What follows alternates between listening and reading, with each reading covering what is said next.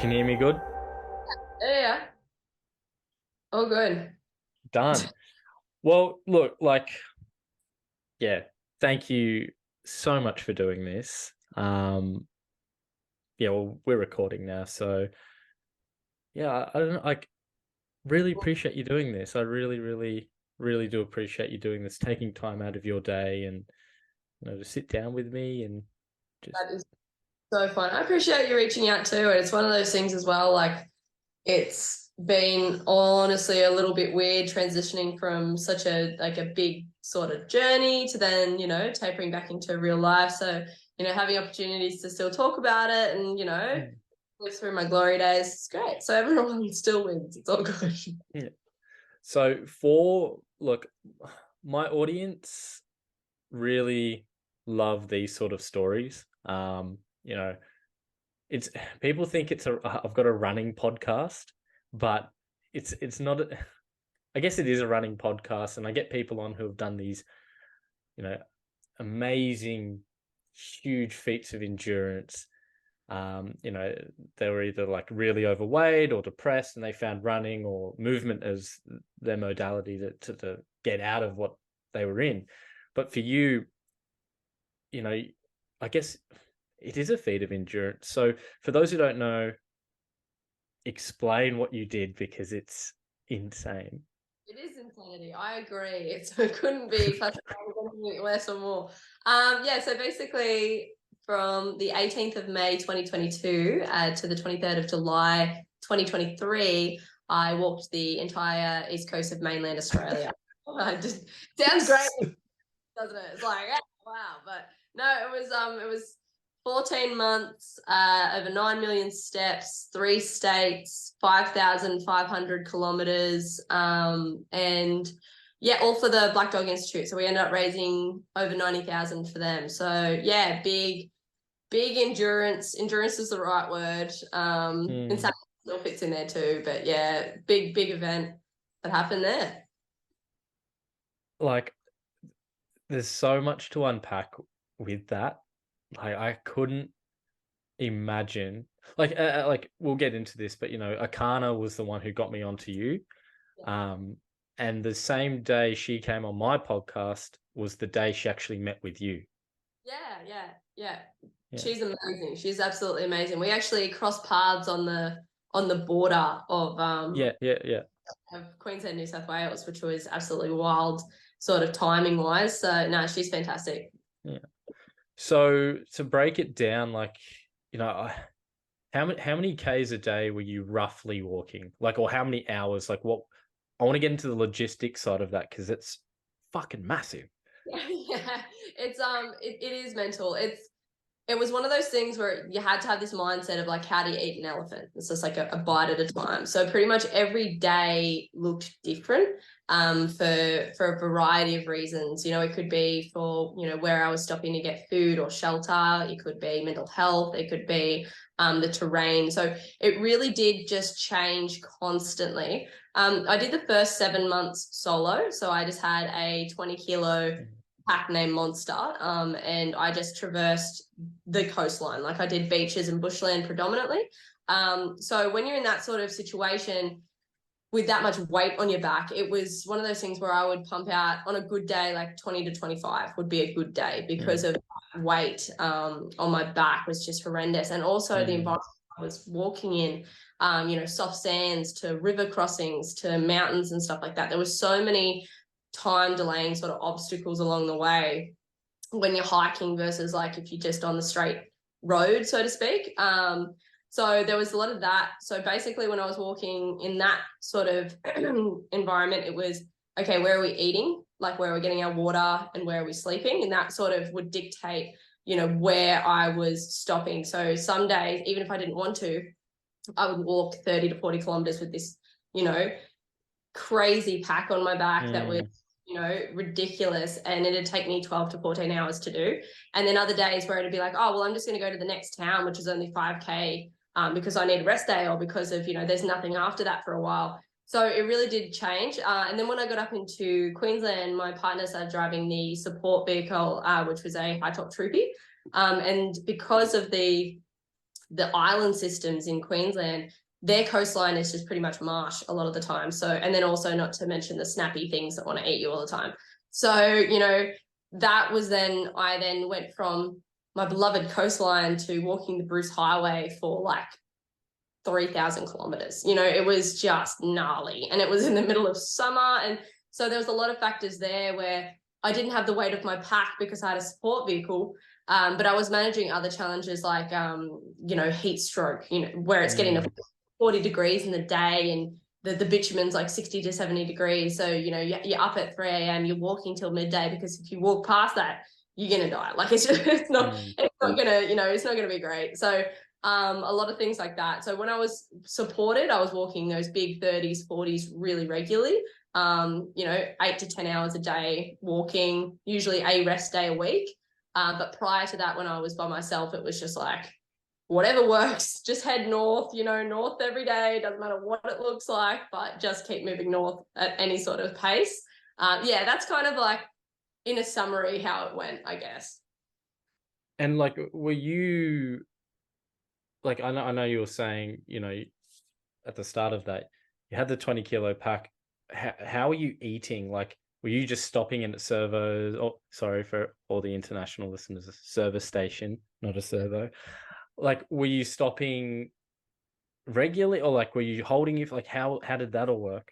Yeah, so basically, if I went through large national parks where I'd be walking for a couple of days, or a few days or whatever, between towns or population, I would carry like 3 to 4 days worth of food in my pack. It wasn't glamorous, it wasn't enjoyable, but you know, it's just fuel. So there was things like where I carried tin stuff like tuna, rice, because I had all the equipment to cook and be as self-sufficient as I needed to be, my own water purification. You know, you can go 2 weeks without food, but you can barely go 2 to 3 days without water. So for me, it was one of those things where I had to be about 3 days in advance of what I was doing. I found that if I was mentally past 3 days of planning, I would just become super overwhelmed. But if I was under 3 days, I was underprepared. So basically, I would go, okay, the next 3 days, either I'm in a national park or I'm where, so I pack my food. But because the East Coast, especially our southern side of the East Coast, it's really heavily populated, I could sort of, even in between national parks or even in between isolated areas, there's, you know, usually a service station or a general store or something. You know, we have a lot of resources. So that was also another heavy consideration, is timing those, because a lot of things close by, you know, 3 to 4 in the afternoon sometimes. So that was a pressure I didn't anticipate a lot of the time, which was, you know, not just organizing food stops and, you know, safety measures, but like timing it. That was really hard a lot of the time. So yeah, it was just one of those things. If I knew I was isolated, I'd carry my food, or if I needed people to drop food to me, things like that. Or if I knew that there were certain resources I could tap into, I'd have to time them and organize them a bit. But once I got pretty much past Victoria, in like into the like more middle section in New South Wales, there's people everywhere. So that was pretty good. And by the time I got to the isolated parts of Queensland, I had a support vehicle as well. So that, yeah, that sort of balanced it out. And like, when you went into shops and that, you know, did you tell anyone what you were doing? I used to get like I think a lot of people are pretty shy when it comes to, you know, other people. So I would get people that had like just heaps of confidence that are just like beeline me in a shopping center, go, that girl doesn't fit, something's not quite right there. And I'd always be disgusting, right? You know, covered in mud and matty hair and a big pack and, you know, like just looking like a hiking yeti.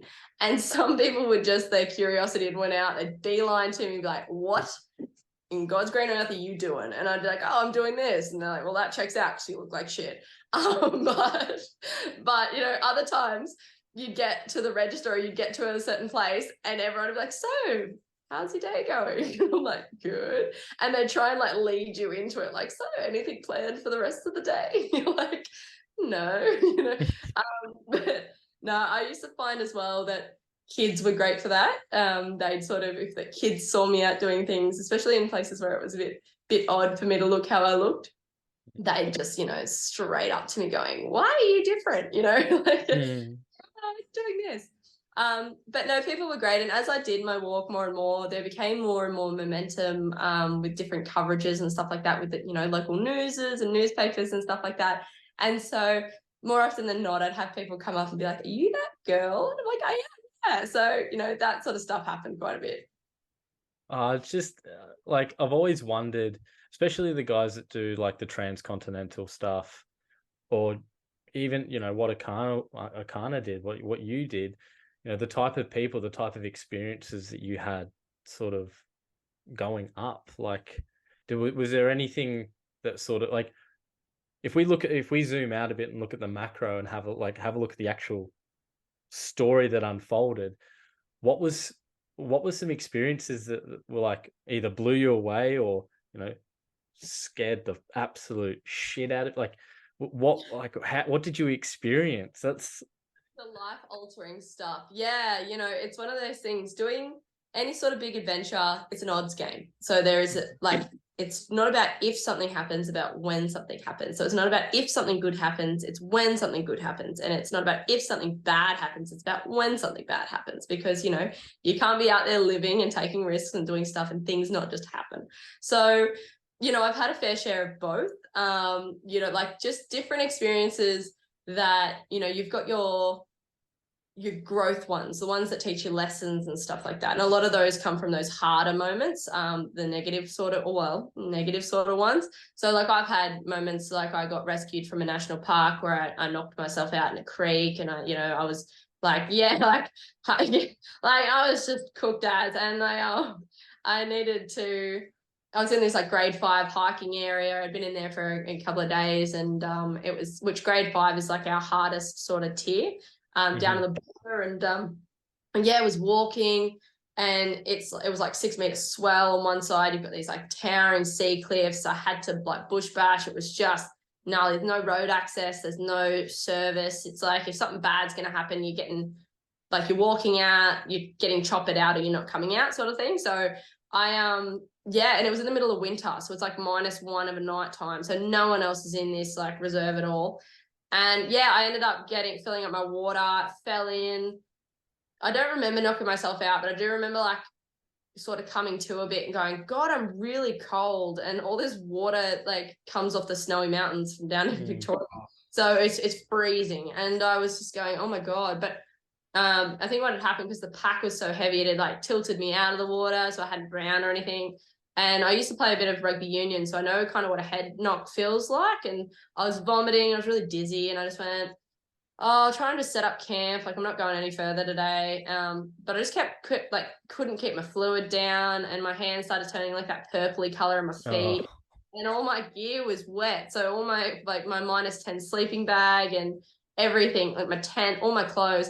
So, and it was raining, so I had no way to start a fire or anything. And I just went, is this one of those circumstances where I have to prove that I'm like tough enough to survive this? Or is this one of those stupid moments when you realize that like not asking for help is a detriment to yourself and other mm. people? And it started getting dark, and I just went, nah, you know what? Like, I'm not, I've got to still walk, a day or two to get out of here now. Like, I'm just going to call for help. But yeah, ended up taking two rangers and two police officers and a ranger, like 6 hours to chainsaw into me and then get me back out again. And I ended up I was fine. I just had like a black eye and a bruised ego. Like I was okay. But that was like a real like shake up sort of feeling. I think I'd been cruising a bit before that. It was a real humbling experience with Mm. the national parks and stuff. And but 3 days later, I walked myself back into that spot and walked myself back out again. So like it was one of those things that was a big lessony point, which was demonstrated how important it is to ask for help when you need it, and how it's you're in nature. Nature's not about you. Like, you've got to be respectful, and you've got to be really conscious of that. And so yeah, that was good. But like, I've had these on the corresponding side of things where I've woken up on some of those like magic beaches that we have on sunrise, and there's dolphins going past, and you just go like, this isn't real. So like that sort of stuff, it was such a big adventure. It's really hard to hone in on all the specific Mm. ones. It's like it's really hard a lot of the time, because it was so long. It was 14 months of just I events back to back to that back. Yeah. baffles me. Like 14 months of day after day after day of just I just it I cannot comprehend. Like in my head, you know, like the closest thing I can relate is I did a 48-hour race Mm. running around a 400-meter track for 2 days, Oh, and terrible. it was a look. It was one of the it was a life-changing experience, and I'm gonna do it again. But 2 days was enough. Like that was that was my limit. I pushed my limit, and I was like, I don't think I could do anymore. But to do that every single day for like how many days did you actually physically walk for roughly? I don't know. I think it would be like I did have a couple of breaks in there. I would say I was walking probably oh 11 months solid out of those 14, like probably realistically, maybe a little bit less. I don't know. But yeah, it was a real constant thing. But a lot of the time, I had to sort of create a lifestyle around it. I couldn't Mm. create oh, we're going to get to the finish line, because there is just no way you can keep that sort of mental game going for 14 months where it's like, oh, we're busting our guts for the finish line, because it was too far away. So it was more of okay, when's the next thing we're looking forward to? When's the next town we're getting to? What's the next, when's the next family friend coming for a visit or whatever? So it became more of a lifestyle. I know that sounds like a bit wanky, but it became more of a lifestyle, No, not at all. Yeah. because you just had to. Like, that was the mentality where it was like, this is my reality. It's not like I'm going to get to the end and then go back to whatever. It's like, this is just it. So yeah, it was really weird. But walking for me, it also shifted into a space of like transport. It didn't necessarily always feel like a physical activity, or like I was doing it like a workout or this or that. It was like, okay, we need to get to this next space, and our feet are going to get us there. Like, nothing else is going to get us. We just have to walk it there. So yeah, it was very interesting, very, yeah, wild. So like, okay, fast forward, you're at the last, I don't know, 10 kilometers to go. Like, you've got 10K to go and you finish that and you're done with the journey. Like, what were some of the emotions? Was it a day? Like, was it for the day that you felt, oh my God, I've done this? Or did it lead up into the last 10 kilometers? Like, how did that all work for you? Um, it honestly was a bit surreal. I don't think my brain quite processed it, because it was such a big, big thing. So I had been up in Cape York at this stage now for like a month and a half, maybe. And Cape is a beautiful place, but it is hostile and it's Mm. harsh. Just red dust. Everything kind of wants to eat you. You've got no people. Basically your service centers, which are like your little hubs between stations, they can be 400, 500 kilometers apart. And that is, when you think about people that go grocery shopping, it takes them 3.5 hours to go grocery shopping. Like, that is the reality of things. So I would get up each morning, and it was like being on Mars. I would just walk, and there was nothing to break it up. It was just this, and it was so hot too. Like, it was just insane. So it was like just walking through the desert for a month and a half. And then on this last day, because I was so desperate to just feel comfortable and to stop, because at this point it was like, and I'm glad I started the direction I did, because I reckon if I had done Cape first, it probably would have scared me off. So, but because I did like one of the hardest bits last, it was like, it's okay, just get it done. So that last day, I was just so desperate to be finished as well, because I was just so exhausted and in so much pain. And but the next morning was actually when I did the last little bit. So I actually finished the day before, so that I could do sunrise on the tip of Australia. That was what I wanted to do. It's how I wanted to finish. And I was actually really nervous, because I was like, what if I don't feel anything? Like, what if it's like so big that I feel nothing? And I'm walking up there going, well, that looks like it's about to happen, rah, rah, rah. But you have to climb this like little like rock mountainy thing to get down to the sign. And I just remember getting up this, and nothing had sunk in at this point. It was just like, it is what it is.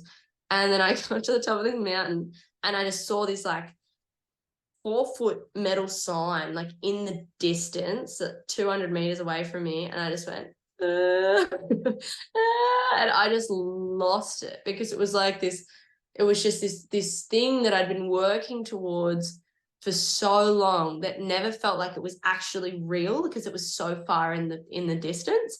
And when I saw it, it was just, and my whole family just lost it. Like they were all crying because they'd flown up to see me. And so it was just this massive wave, and I'm just like crying, like holding onto this sign at the bottom. Right.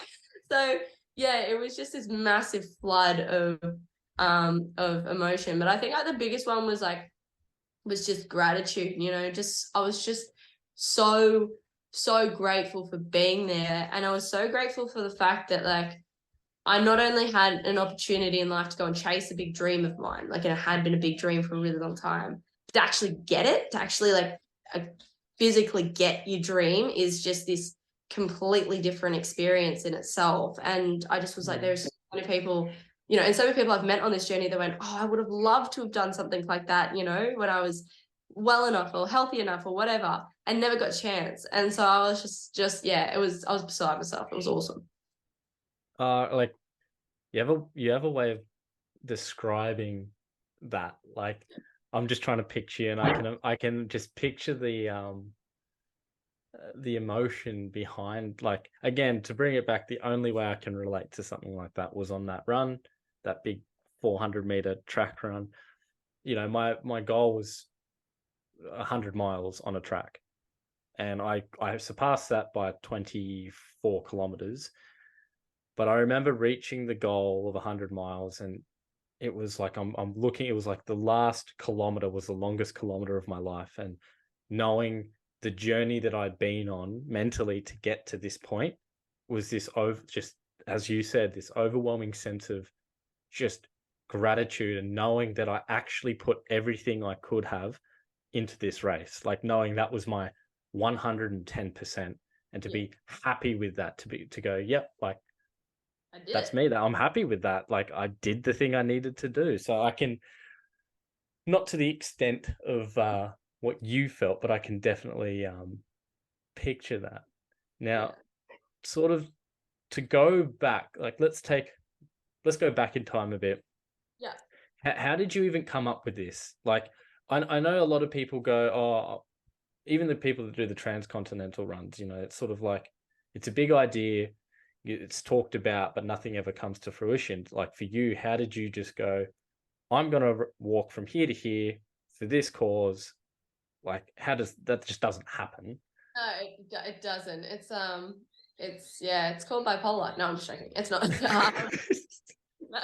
Um, basically, so it's a bit of a story, and feel free to like cut in at any time because I know that there's time, not probably time constraints, but obviously we've got lives to live. I know that you've got COVID and children and stuff, but yeah. So basically, it kind of ties into the mental health side, which is yeah. I feel like everybody has a story, and nobody just goes Forrest Gumping or gallivanting like across the world because everything's going super right in their life. You know, that's not necessarily how it happened. But basically, I was diagnosed with major depressive disorder when I was about 14. And then I went through high school with that. You know, good kid, but just like really low attendance because I was just really catatonically unwell for most of those years. So I really missed out on a lot and was really sick and suffered from pretty severe suicidal ideation, stuff like that. I'm just telling you this because it leads pretext into where it all came from. Look, and I do want to get into that, to sort of paint that picture that, you know, we're all human at the end of the day. Like we're all, every single person that we know is a little bit fucked. Like not a little bit, we're all really fucked. We're all got our issues that we've got in our heads, and you know, talking to people like you just proves the point that you don't have to put yourself into, you know, a category of type of human and label yourself as this and that. Just go out and do the thing. Anyway, go do the, yeah, go. Love that also like side pretext to that. And you're so right. Everyone's got something, right? Like doesn't matter what it is, everyone's got something going on.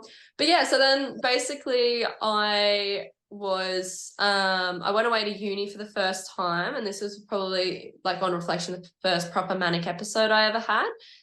So I just partied, went heaps hard, and I did really well at school, but I was just like extra. And a lot of people thought probably because I was so young and I'd been so sick for so long, it just made sense that I was catching up on life. But, the reality was I was experiencing this manic episode. I wasn't just a party girl doing all these things. I was actually like sick, but happy sick. But it was actually after this trip that, like Newton's law, what goes up must come down. I got really sick again. So about 6 months into this uni career, and that uni period for me, like I did things that I normally wouldn't do. Like I really got into party drugs. I started playing contact sport like union, which I never really would have done. Like I never played contact sport in my life. I was getting like HDs in all my subjects. I was running off 3 hours of sleep a night. I was having a lot of casual sex. I was doing like lots of stuff that some of that is age appropriate for sure or whatever, but like there was an underlining thing going on. And basically I went back home to Newcastle, and I went and saw this psychiatrist I'd had for, 7 or 8 years. And I went into her office and I was like, Gail, I'm sick again, mate. I'm depressed again, like, but I've got to tell you about the last 6 months. And she was like, okay. And I was like, this happened. I had the time of my life, rah, rah. And it was during this actual consult that she said to me, she said, Bales, I think you might have bipolar disorder. And I said to her, I was like, you take that back. And she was like, what? And I was like, take it fucking back. And she was like, what do you mean? And I was like, well, if you tell me I'm bipolar, I walk out of this office as a bipolar person. If you take it back, I just walk in with the issues I came in with. And it was like, okay, fair enough. You do you. And then about 3 months later, I sat back down on the couch. 3 weeks later, sorry, I sat back down on the couch and went, I'm ready to hear it now. And she was like, okay, let's start looking at this. And for me, I thought that this diagnosis, that was going to be the hard bit, was learning the label and living with that, because for me, people that managed bipolar it was a scary thing, and they were dangerous, and they were this, that, the other, because of all those stereotypes and, stuff that we get fed to us a lot. So I thought that was going to be hardest, but actually the reality of actually living with this condition is very difficult. And it's like a full-time almost management of wellness, and then also damage control of the illness as well. So it's like just constant. Even if you're doing okay, you have to constantly be on the ball with your wellness. But I was going to learn as well that this wasn't the lowest part of my life. And it was about a couple of months later that this depression just kept getting worse and worse and worse and worse. And I just got to a stage where I just went, you know what, I'm out. I'm not doing this anymore. I've been doing it for 7 or 8 years. I'm fucking out. Like, this is the thing. But I did have this same psychiatrist. She said, look, if you get to a point where you really think that you're not going to be here anymore, try hospital. Now, try this hospital in particular. It's a private hospital for mental health. And I went, fuck off. Like, I'm not getting a straitjacket on me. And she was like, no, mate, it's not quite that. But, again, these stereotypes, they can really, and stigmas, they really stop people from getting the help when they need it. It's devastating. Anyway, so I got to this stage where I just went, yeah, I'll give this the last ditch effort, whatever, because I feel like there's nothing else. And so I went into this hospital. It wasn't a crisis admission. I put my hand up. But it was really hard, being a young person in a psychiatric hospital with bipolar disorder. Like, tell me that's not a cocktail for disaster. Like, this was just so opposite from what I saw my life heading, and for what I saw for myself. And a lot of people say as well with this walk, they go, wow, you must have been like this really avid walker and hiker your whole life. And the reality is I wasn't. I started walking like 3 years ago. Like that is it. Before that, it was like I walked my dog for an hour sort of thing. But that was it. But it was actually during this admission, and I was doing all the right things, and I was trying really hard. And it was one of the best decisions I ever made, was going into hospital. They had a multidisciplinary team that could give me the care and the help that I needed at the time. It was really hard. And I woke up this one morning and I just went, I can't do this anymore. I'm so frustrated. I'm so angry with the world. And I feel like this isn't fair. And I feel like it doesn't matter how hard I try, I'm not getting anywhere. And, I'm doing what everyone's asking of me. It was about 3 weeks into this sort of admission, and I'm not getting anywhere. I was like, that's it. I'm done. I'm going to run away from myself. Like, that works. So I put on a pair of connies and a backpack, and I got a bottle of water from the nurse's station. And you can sign yourself out. Like, it's not a prison if they deem you safe enough. So I signed myself out, and I just started walking. And I didn't finish walking until I'd reached my family home, which was 30 kilometers from the hospital. And that was 8 or 9 hours later. And I still remember I walked in the doors, my family home, and everyone was like, Bailey? And I was like, hi. They're like, how did you get here? And I was like, I walked. Bullshit. And I was like, no, I walked here. I really did it. And they're like, no, you caught a bus or something. I was like, I didn't. I walked. It took me, and I was like, look at my blisters. Like, I did it, you know? And when you put that in also comparison of this girl that was, you know, 95 kilos, couldn't get out of bed, couldn't shower herself. You know, 30 kilometers for most people is pretty incredible. 30 kilometers for somebody that's catatonically unwell in a mental health hospital, like that shit's a miracle. That doesn't just, like, you know what I mean? That doesn't happen. And it was on this evening, I was telling everyone about it, and I was really proud of myself, and everyone was also on board. They were incredible, Bailey, like, that's amazing, you know, this, that, the other, you know, we couldn't do that, this, that, whatever. And yeah, it was something that I felt like a sense of pride and a sense of accomplishment that I hadn't in a really, really long time. And so when you're constantly in a space of those negative feelings and emotions and thoughts, to have something, anything that makes you feel like something positive, it was incredible. So I got dropped back to the hospital, and I told all the nurses, I told all the patients, everything like that. And I was stoked. And then walking became a really important part of my healing and recovery. You know, get out and I just walk, and I would just, you know, set myself challenges and push myself and stuff like that. And there was no one else with me. So it was all internal. And basically it became, you know, like as essential for me as any other part of the treatment I was having at hospital. But, you know, recovery is never a straight line. So I came out of hospital, I went back in. I think in the year I spent about 7 months out of this year in hospital. And it was during this third admission where I just wasn't getting better.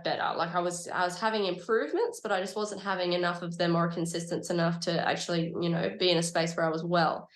And my psychiatrist said to me, he said, look, I want to potentially go down the road of ECT. And ECT is electric convulsive therapy.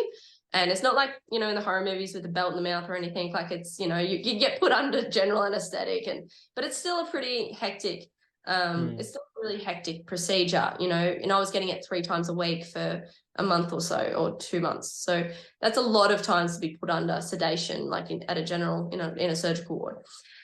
Anyway, but at this stage, like, I have a bit of saying that somebody said, you know, Bales, you know, you don't have to suffer depression anymore, but we'll take your left arm. I'd honestly say, do you want my right too? You know, whatever it takes, take what you need. I'll do anything. So basically I started getting an ECT done, and I do think it was helpful, even though it was pretty hectic. But it was in one of these mornings that you get dressed up in your scrubs and you're sitting in this waiting room, and it's actually quite anxiety provoking. Like, it's you know, it's not a nice experience. You're sitting in there, it's pretty scary. And there was this other young girl from the hospital, and she was sitting across from me in this waiting room. And I was just looking at her, and she had braces on, and I was just like, oh, this is so fucked up. You know, this is so wrong that so many people are hurting this much, and that this is our life. This is literally our Tuesday. You know, this is so messed up. And then I started to get a little, like, the same sort of thing in the morning when I went walking. I started getting this, like, thing going, no, I don't, you know, this isn't right. This is so wrong, you know, against my moral compass and, you know, what's going on. And like, for a really long time, I'd struggled with what my future would be, because, you know, I had a lot of statistics kind of being thrown in my face about how it's really hard for people with bipolar to hold down work and relationships and, you know, anything that requires that stability because of the instability of that mood condition. So I honestly was looking down the front of having no house, no loved ones, no children, no future, no tertiary level study. Like, this is what I was looking at. And I just looked at this girl and I just went, you know, this can't be it. This isn't it. This can't be life. Like, this can't be just doctors' appointments and hospitals and, you know, always feeling depressed and, you know. So I decided, I was like, well, I'm going to have to do something, you know, in this moment. I'm having these, like, epiphanies while I'm in this waiting room. I'm going, that's it. I have to do something. I said, well, what can we do? And I'm like, well, I don't know. We're like, you know, we're not really good at anything, this, that, the other. And I said, I'm pretty good at walking. And I was like, well, And so it started that, like, it literally triggered off this ripple effect. I'm going, yeah, well, we are good at walking. Okay, well, you know, maybe we need to do something that's a bit rebellious. Maybe we need to show ourselves and other people with mental illness that there's more out there and that we're capable and that we can go and do big, great things. Because I'm sitting in this hospital room with not many role model people showing me and role models to show me that, it can be okay. And I said, and that's where I came. I was like, I'm going to walk the East Coast of Australia. Like, I'm going to do that. That is crazy. I've never heard of anybody mentally well or unstable doing that. I'm going to do that. And when I was actually on the table being put under by the anaesthetist, I said to him, I was like, I'm going to walk the East Coast of Australia and I'm going to do it for the Black Dog Institute. And I still remember him being like, okay, sweetie. Okay, good. Yeah, good night. Needles. But it was true. So I did. And basically I came to and I just in recovery, the first thing I said to the recovery nurses is like, I'm going to walk the East Coast of Australia. And she started giggling and she was like, okay, sweetie, And, but I'm probably not the first bipolar person to manage, and have a big goal, big dream, right? But yeah, from there, that's actually where the whole East Coast thing started, was actually at my lowest point in a psychiatric hospital. So what I love about your story and what you've and thank you for sharing that. It wasn't this, I don't know. We look at the hero story of what we read in books and what we see in social media, and there's this major event that changes your psyche and how you want to live your life. And all it was you walking that, that was the catalyst for you. That's all it was. You just said, I've had enough and I'm going to go for a walk. And that's all something as simple as that and it's crazy how a couple of very simple ideas or a couple of simple actions can change the trajectory of your life. And that can be a really comforting or very scary thing, right? Where you're like, but it's true, it really doesn't. It's one of those things as well, when you do things without an expectation too, I think is a really important thing. Because I had no expectation of even how far I was going to get that day walking. I just went and did it. And as I did it, it felt good. So I kept doing it and doing it, doing it, doing it. It was one of those things where I was like, oh, well, I'm going to walk to Sydney right now, not get there and then go, oh, well, that was a waste of space and I'm never going to do that again because I didn't succeed. I think it was because it happened in a really natural way, no expectations, just, it was obviously what my body and my mind needed, and we just lent into it a bit. And yeah, here we are. Yeah. Again, for me to relate to that, the closest thing I've got is, I'm an alcoholic at heart. And it wasn't, people think, oh, did you crash your car or did you get put in jail? Because I'm 161 days sober now, completely off everything. And it wasn't this massive, because I've fucked up in the past a lot, nearly lost everything. And, for 2 weeks there, I was blackout drunk for 2 weeks straight, basically.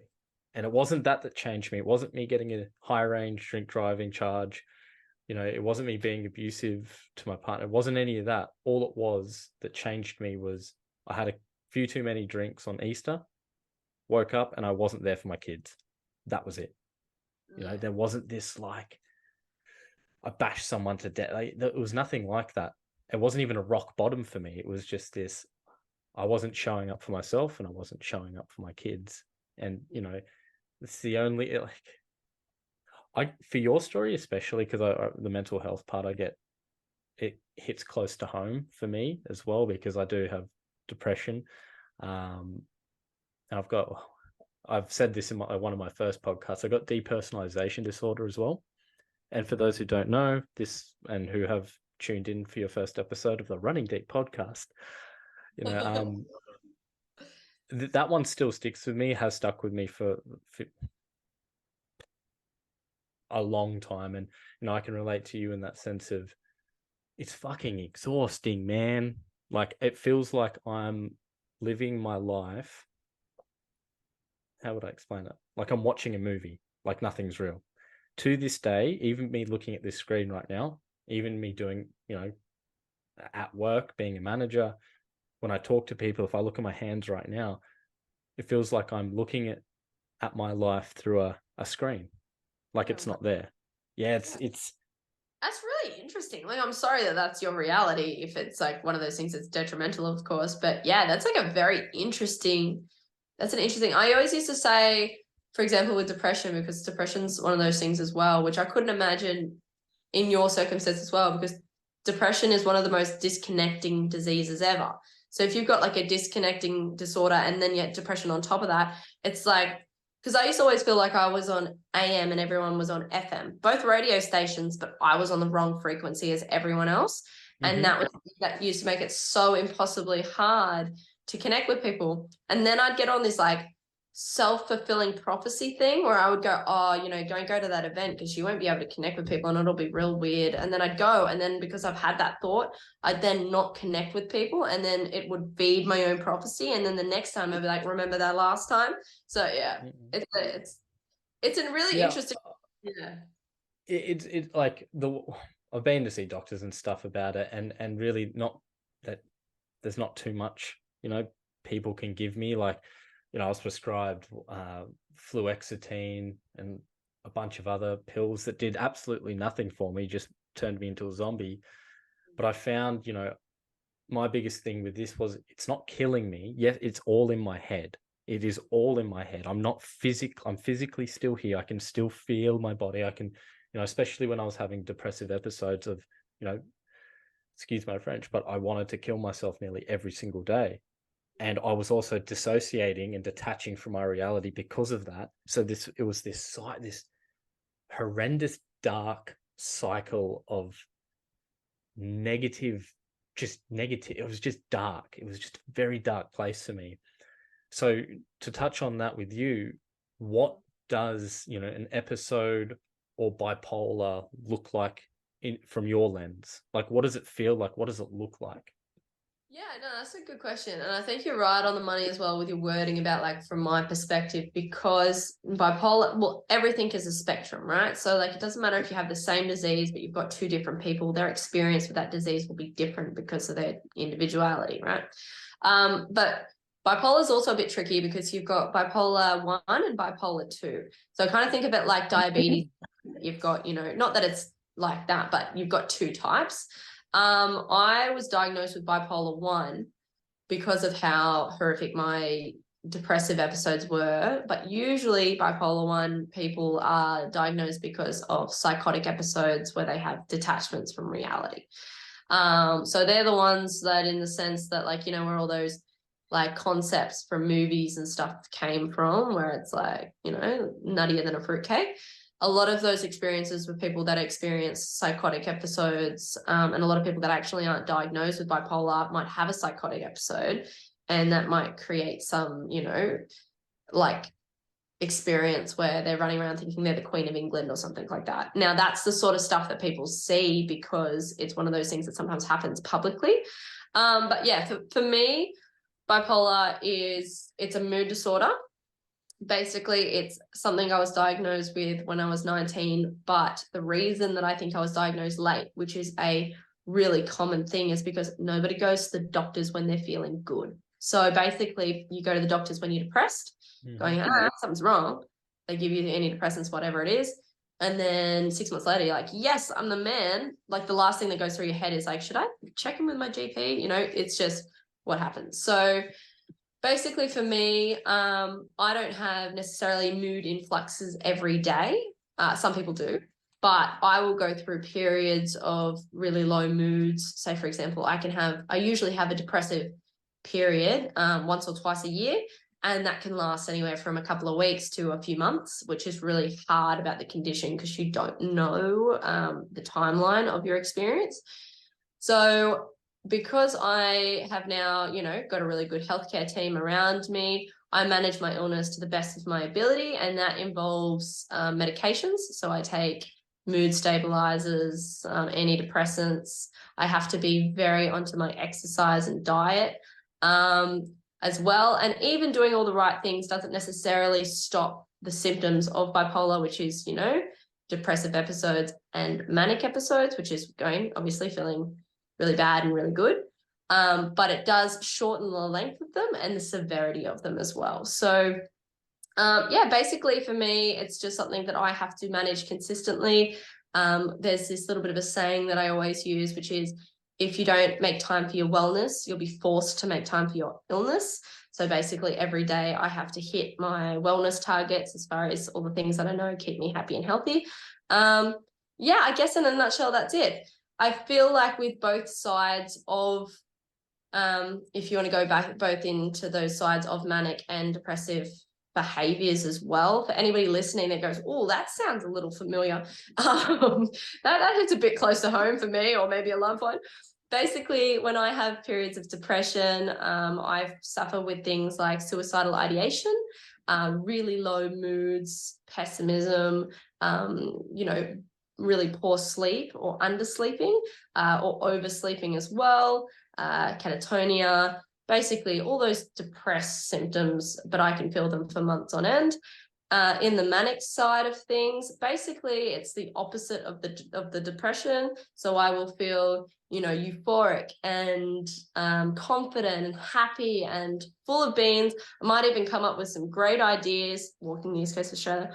And, but I also have to be careful of risk-taking behaviors as well, which is one of the sides of bipolar, which can be the most detrimental. Basically, people with bipolar disorder have a higher chance of risk-taking behaviors because of those mood instabilities. So things like excessive spending, anything that can increase the serotonin or dopamine in our brain, we kind of do, and we don't even know that we're doing it a lot of the time. Again, it's just trying to increase those chemical levels. So things like excessive spending, excessive drinking, partying, anything, think of anything that would give you those good, even exercise. There's one of those things where, for example, I went from not being a runner to then, during a manic episode, being able to run like 15 kilometers. Like, that's not, you know what I mean? But it's just something that the body does as well. So yeah, I guess that's kind of the overview of it. And it's not a bad thing. It doesn't have to stop you from living a happy and healthy life, having bipolar, but it is one of those things that if you don't get on top of it and the management and the treatment of it, it can be a very detrimental condition, and stop you obviously from having a happy, healthy life, and can lead to really severe consequences. So my biggest suggestion, if anybody's listening to some of these things that I'm rattling off, and I'm not a psychologist, nor am I a psychiatrist, I have no clinical training whatsoever. But if you are listening to this and you go, oh, that's, ooh, get in contact with your GP, and then try and start putting a network in place for you, because honestly, it's something that you've just got to get a handle on. Love you. You talk very, very well. So on that management piece, how are you? And this one's a big one for me. Like, you're out there for 14 months, and for a lot of that, you're by yourself, or a large portion of that, you're by yourself. What and how did you manage that and those episodes? Because you must have had them out there by yourself. How did you go through those waves with no support? I guess no support around you. Like, and it just goes to show who you are as a person, how strong you are as a person, to be out there isolated. Like, yeah, look, it was really tricky. I think in my head, I almost thought that because I was doing something for charity that, karma would be like, nah, let's give her a year off. Didn't happen that way, but, there was this little inkling that I thought maybe. I think because I was constantly exercising, that helped a lot, because I was constantly on the move. But also in saying that, I had created one of the most unstable environments for myself ever. And not just for people with mental illness, but routine's really important for humans. We need it to thrive a lot of the time. And that sort of stability and safety is a really important thing as well. So to take anyone out of that environment, but especially someone with a pretty volatile mood disorder, it was pretty hectic. And I think I always carried medication on me. That was always a priority to me, which was hard as well, because, packing stuff, you're space orientated. I had a psychologist that I had telehealth with, which was helpful at times. I also had a really tight-knit medical team back home, my GP, my psychiatrist. Everyone knew what I was doing. So everyone was really like, if I gave them a buzz at 9 a.m. without an appointment going, oh, something's happened, I need an extra script or whatever, people were really, really flexible as well, which was very helpful. But I actually received TMS twice. TMS is transmagnetic stimuli. It's a new sort of up and coming treatment for depression and mood disorders. It's a magnetic frequency that goes into the brain. It's non-intrusive. It's like a tapping, but I actually access that when I have depressive episodes. It's a very helpful tool for management for me. So I actually access mental health hospitals twice on this walk, for 3 weeks at a time. So like, that was another really big thing where I guess I had to get over my own ego a bit there too, because I had a lot of people watching what I was doing and a part of what I was doing. And even as a mental health advocate, I still felt those barriers of like, shame and, oh, should I do that? Is that the right thing to be doing? So I accessed mental health hospitals and everyone was amazing with that. But I think I learned a really important lesson as well a lot of the time with my mental health. Now, for a very long time, even when I was telling you the story about when I was in hospital, I used to say like I couldn't get out of bed. I couldn't have a shower. I couldn't, I was catatonically, I just couldn't. And that was something that I really genuinely felt when I was unwell. But there was a lot of experiences on this walk where I would be by myself in a tent in the middle of nowhere and experience those really crushing depressive episodes and be like, I can't move out of this tent. But the difference in that circumstance is that if I didn't move out of my tent, I wouldn't have food, I wouldn't have water, and I wouldn't have safety. And so it is incredible what the human body can do when it doesn't have choice. And so I was experiencing a lot of those depressive episodes, but I was in situations where it wasn't appropriate to be depressed because, my life and my safety depended on it. So I learned really quickly that I can't and I don't want to are very different things. And so that was really important for me as well moving forward, where I actually learned about persevering through my condition instead of just lying down when it happened. But don't get me wrong, there were certain things where I had to learn a balance of that, right? Because there's no point just going auto drive and then getting sicker and sicker and sicker, and then to a point where you're unsafe or, you literally can't do anything. It was about being like, okay, well, we feel like this today, we're going to just do it and it's going to suck. And then tomorrow we're going to, tap into our savings, get a motel room, and we're going to sleep, because obviously that's what we need right now. We need rest and we need recovery and we need to be mentally kind to ourselves.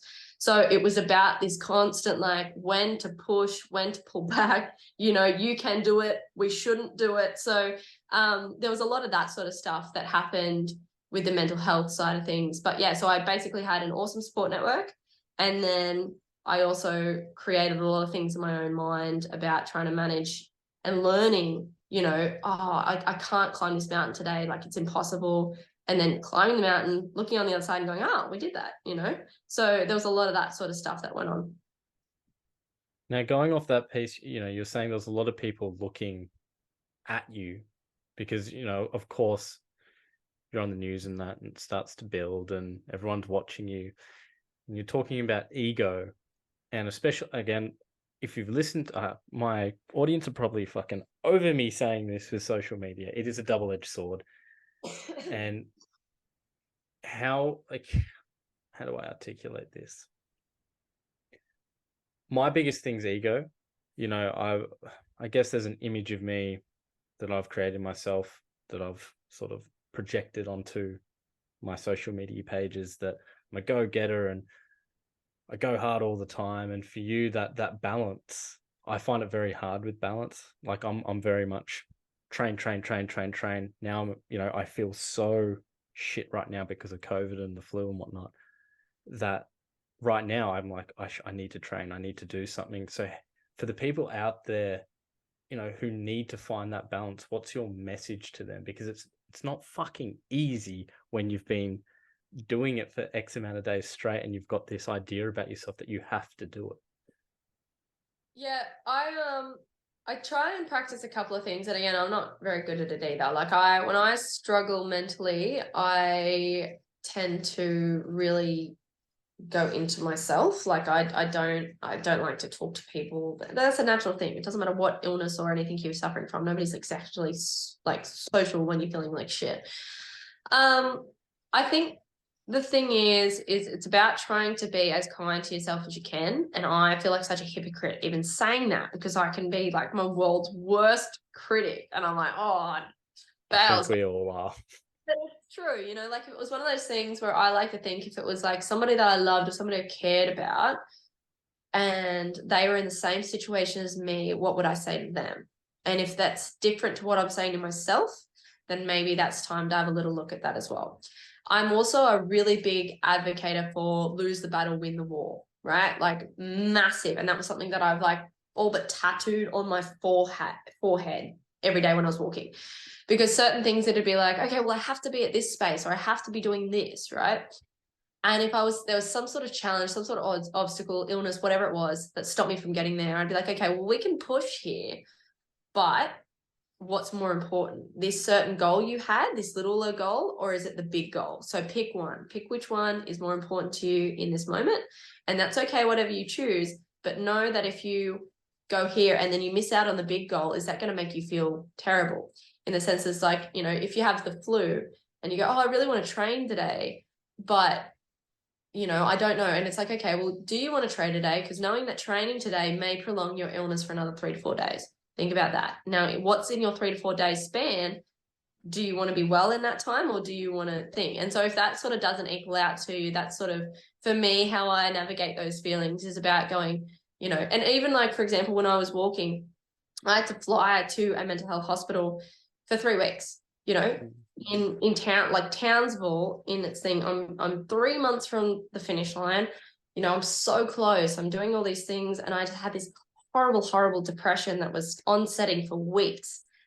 But it was getting to that real acute stage where I was getting, you know, to the place where my brain was really not my friend. It was producing a lot of negative stuff and dangerous stuff too, you know. So I was getting this place where I was, you know, and this is just an example. I was talking in schools and mental health groups and, you know, like just such a range of different, you know, populaces of people.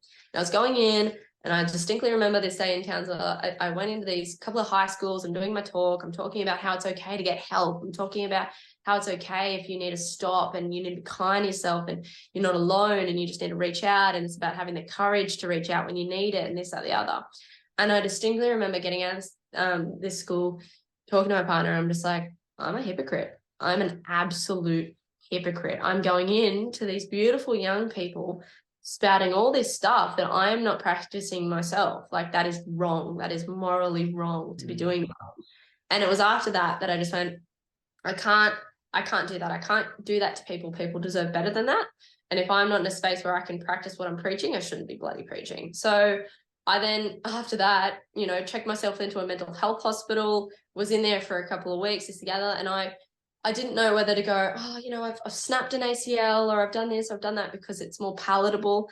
And I just went, no, stuff it. That defeats the whole purpose too. You know, what's the point? What's the whole point of this if you can't be authentic in what you're actually trying to achieve? You know, what's the point? So I went into hospital, told everyone, I was like, oh, you know, I've stopped my walk for this, you know, I'm sorry if I'm letting anyone down. This is just like something I need to do. And you should have seen the response. People were incredible. You know, that was probably one of the moments that I got actually more momentum, more support, more people on side because, you know, all of a sudden it was real and people went, oh, you know, that's so good you're talking about it. Like I need that or I need whatever. So for me, stopping that walk to take that time to take care of myself not only saved myself, but benefited me in a large way of my actual purpose and goal, which is, you know, talking about mental health, helping people reach out to support, rah, rah, rah.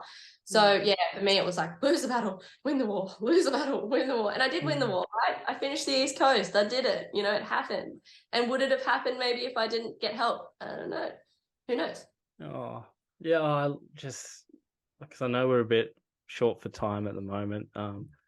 Just your whole story, I think it's just the mental health piece that I really resonate with, and just the battles you fight, the battles you have fought to get to where you wanted to be. Like you did the things you had to do to get to where you wanted to go. Which I've followed you ever since Akana told me. I've just like followed along every post, everything, and just been so amazed with the endurance. You know, the saying endurance is to endure, and you endured a lot over 14 months. So to sort of land this, to bring it up a bit, I always end with two questions. Yep. what is something, you can keep it short, you can keep it long. What's something that you wish the world knew about you? Ooh. Oh, that's a good one. I don't know. I've never been asked that question. I have done a lot of stuff with people, like talking to people and interviews and stuff like that, and I've never been asked that question. God damn. You can, you can keep it super short, like just something that you just wish, my audience knew about you. What? That's really thrown me. I actually don't know.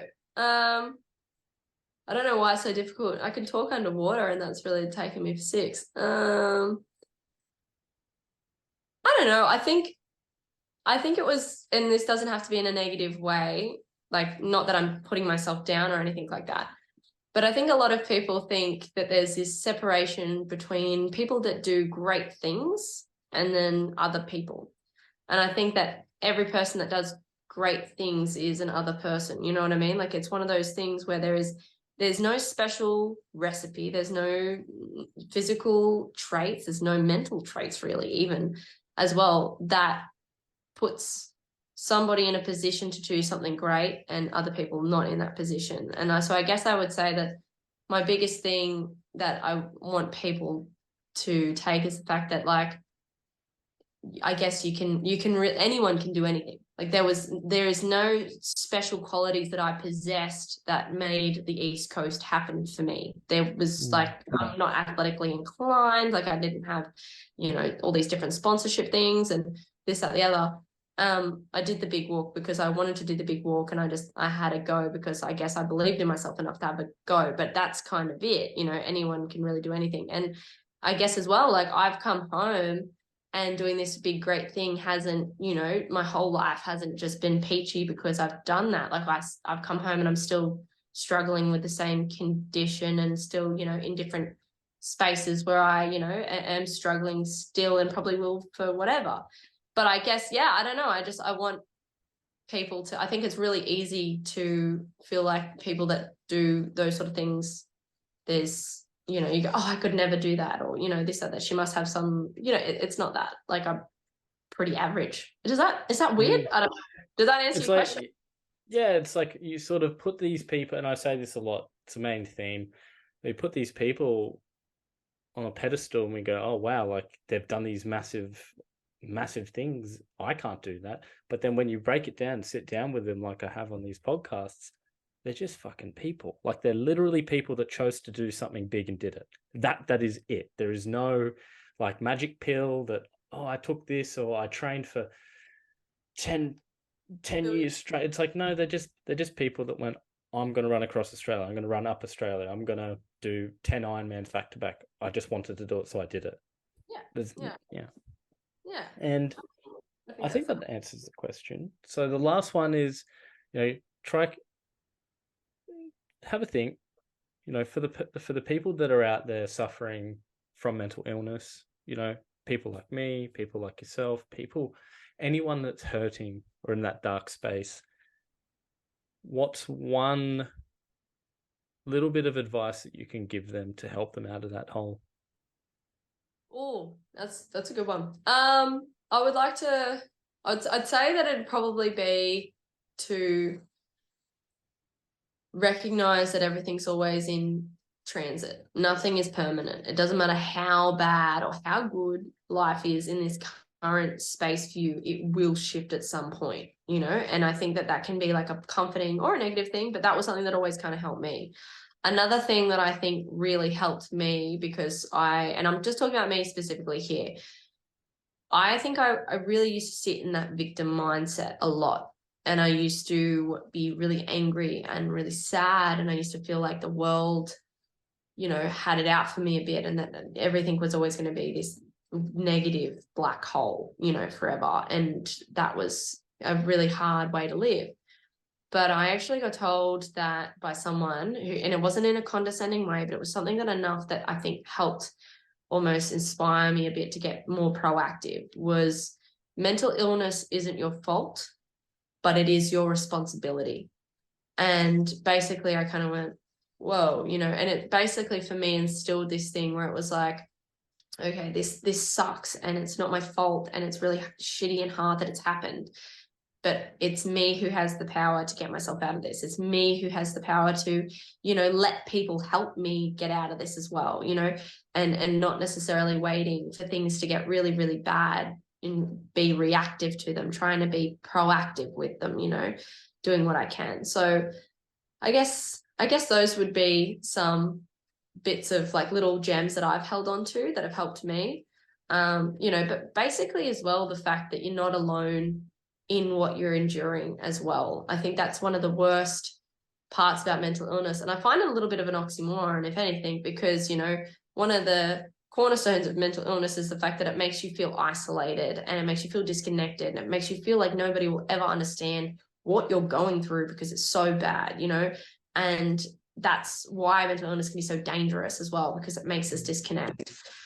But the irony is that, 1 in 5 every year, 47% in their lifetime, that's half of the Australian population.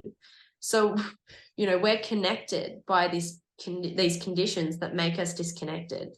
And I think that when you think about it like that, when you recognize that you're not alone in those suffering moments, it can be helpful as well, and I used to do this like dead set when I was unwell, is I used to sit in like waiting rooms or like supermarkets and I'd count to 5. I'd go, okay, suffering from mental illness. Okay, suffering from mental illness. And it helped me make it a tangible thing. It helped me make me feel less alone when I used to count, the 5th person in a crowd. But again, it's just one of those things that you just have to be comfortable enough with being uncomfortable, ask for help when you need it. There's a lot of help available, both, in your communities and digitally. We do have a lot of wonderful resources here. It's just about having that courage to reach out and take it. Man, thank you so much. I got a lot from that. I honestly, Bleeding I the drum. really, really enjoyed that. No, awesome. Well, look, like I'm gonna let you go. Thank you so much for coming on, and I think a lot of people are gonna get some value from the source. There's some, I'll never get on someone that, talks about, mental illness or anything like that, who hasn't actually experienced it or who hasn't been there and done that. It's coming from the source. You've got some really good nuggets of wisdom there. And I think, I myself have learned a lot. I really have, Oh, thanks. so it's nice. So I really appreciate you coming on, and I know my audience and my guys are going to absolutely love this one. Beautiful. No, I really appreciate you having me on too. And, rest up and don't train today or get better. Perfect. Thank you so much. No problem at all. Peace. Take care.